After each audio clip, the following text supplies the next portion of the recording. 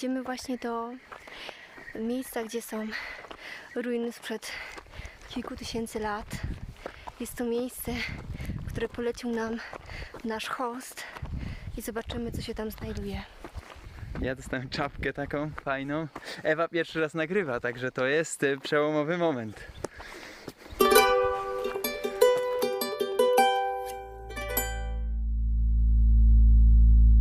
Ruszamy na północ, w stronę gór. Droga wije się między dolinami, a my wchodzimy coraz wyżej w surowy krajobraz. To właśnie tutaj, na pagórku górującym nad Doliną Kasaba, kryją się pozostałości jednego z najmniej znanych miast starożytnej Liki.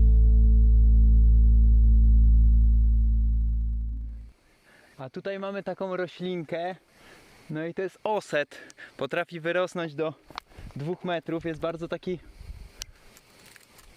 kolczasty i taki niemiły i teoretycznie bezużyteczny, ale cywilizacja, o której tutaj wspominamy, uważała go za taki symbol siły, która pozwala przetrwać słońce. No te już niestety nie przetrwały, bo już jest koniec lata, ale generalnie potrafią przetrwać takie największe upały i wykorzystywano ich włókna do robienia pędzli, a nasiona niektóre z tych ostów mogą służyć jako pokarm dla zwierząt, więc no myślę, że niby taka sucha, ostra, kolczasta roślina, a jednak można coś z tego zrobić. Fascynujące. Wzdłuż drogi napotykamy ruiny opuszczonych domów. Kamienne ściany, mimo upływu lat, dalej wyznaczają granice dawnego domostwa. I choć to jeszcze nie starożytne miasto, a jedynie kilkudziesięcioletnie pozostałości po niedawnych mieszkańcach, wprowadzają nas one w klimat nostalgii. A to, co widać za mną, tu, to migdałowiec, który od wieków był czymś więcej niż tylko drzewem owocowym, bo kwitł, gdy jeszcze wszystko spało. Dawał ludziom nadzieję na nowy początek i oczywiście był pożywieniem dla wędrowców, a na weselach był symbolem płodności. Nawet gorzkie migdały wykorzystywano w medycynie ludowej, dlatego migdałowiec w tym regionie jest nie tylko częścią krajobrazu, ale i częścią życia codziennego. No, to życie codzienne akurat, które tutaj widzimy po lewej, ten stary budynek, to już obumarłe życie codzienne, ale cały czas czuć klimat tego miejsca, w tej ciszy, która tu jest, w tym brzmieniach meczetów, w krzykach jakichś ptaków, które tutaj jeszcze zawędrują. I to chyba są cykady, o ile się nie mylę. Tak mi się wydaje. Jeszcze tego w sumie nie sprawdziliśmy, ale dosyć często się zastanawiamy, co to tak szumi, nie, Ewa? Znalazła śliwkę. Jak smakuje? To nie śliwka, A co to? figa. A figa znalazłeś? A co wiesz o figach? Ale rosną w tym regionie i można je zrywać z drzew. I to ci się bardzo podoba, co? Bardzo lubię. A to są granaty. Ale tam ktoś mieszka, więc nie będziemy go okradać. A wiesz co, one chyba nawet nie są jeszcze dobre.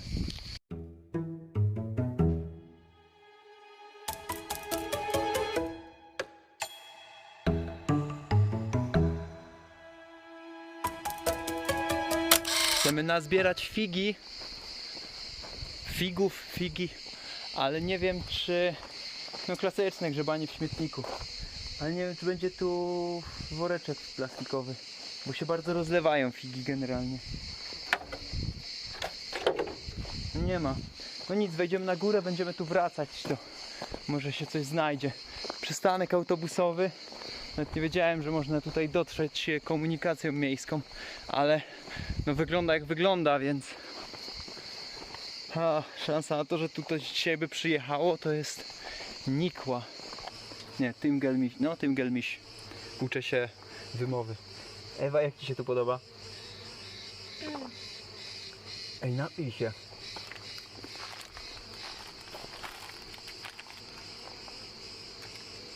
Na łańcuchu to jest po prostu niesamowite. No i co? Smakuje kamieniem. I chłodem. Jest zimna, prawda.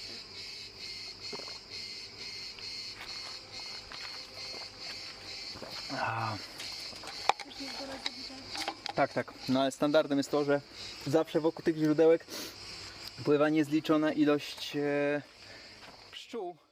A tu kolejna rzecz, która służyła jako pokarm dla zwierząt i jest to dąb ostrolistny. Faktycznie są ostre te liście i właśnie po tym można to poznać. Tak samo ma tutaj żołędzia. I generalnie jest to jedno z najodporniejszych drzew tutaj, które rosną, bo znosi właśnie suszę, kamienistą glebę i generalnie trudne warunki. No i naprawdę, jak pozwolisz, mam nadzieję, że się nie obrazi, a może się nawet, nie obraził się. Żołądź jest też w takiej sukience jakby, kurczę, można powiedzieć i też jest taka bardzo twarda, zupełnie coś innego, co ja widziałem przynajmniej na naszych dębach.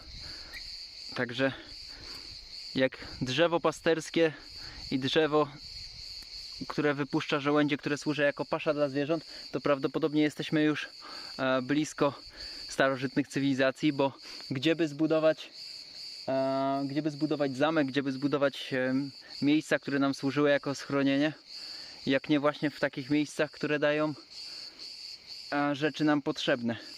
Czyli prawdopodobnie zaraz przy tej drodze już będzie nasze miejsce docelowe. Kandyba była jednym z mniejszych miast Ligi Ligijskiej. Posiadała własny głos i własną monetę. Z czasem stała się biskupstwem w okresie rzymskim. Dziś tylko nieliczne inskrypcje w języku likijskim mówią nam o niej.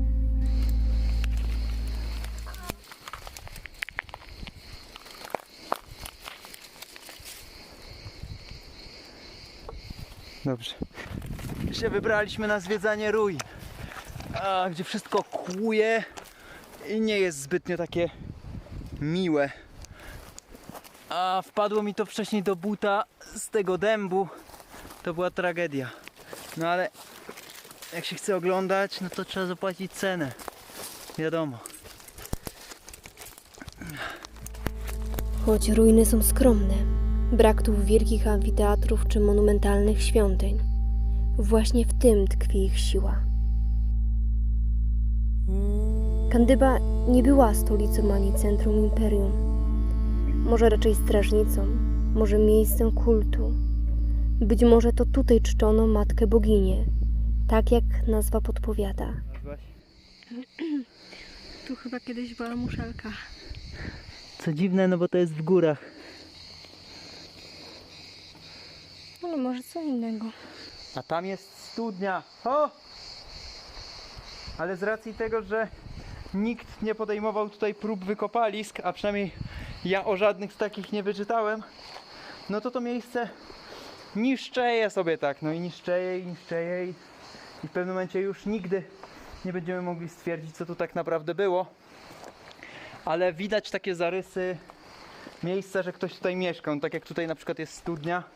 Wcześniej tam były schody jeszcze, pomimo kilku tysięcy lat, to nadal widać te rzeczy, więc fascynujące to jest, że jak ktoś buduje w kamieniu, jest to bardzo żmudna praca, tak jak my budujemy teraz w kamieniu u pana Tannera, ale przetrwa to naprawdę, no tak jak widać, ponad 1000 lat.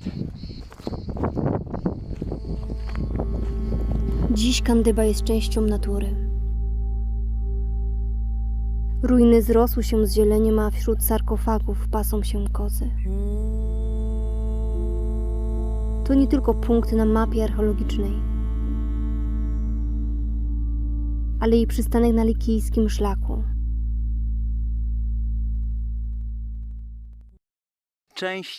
Taka ogromna część ściany. Trzeba było się przedrzeć trochę. Cieszyło. Powoli uważnie. Jestem cały podrapany. Ale chyba tędy wlatywało powietrze, no bo nawet kilka tysięcy lat temu było tu prawdopodobnie koszmarnie gorąco. Więc nie wiem, może wy macie pomysł na to, co to jest, ale widać, że nie jest to zrobione. I sam fakt, że nikt tędy nie chodzi, bo tu już tak zarosło koszmarnie, że... No i co, Ewa, znalazłaś ślady starożytnej cywilizacji? Można tak to nazwać. Jakiś ślad w kamieniu, który przypomina muszlę. I czuć tutaj, że ktoś tutaj mieszkał wcześniej? No jest to monumentalne. Może nie tak wielkie jak zabytki wrzucone na listę UNESCO, ale robi wrażenie te kamienne mury.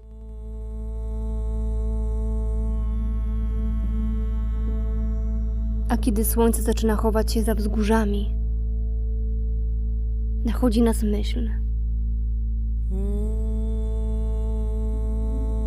Czy to miejsce bardziej należy do przeszłości, czy wciąż żyje w teraźniejszości, w człowieku, w ogniu, w tej ziemi?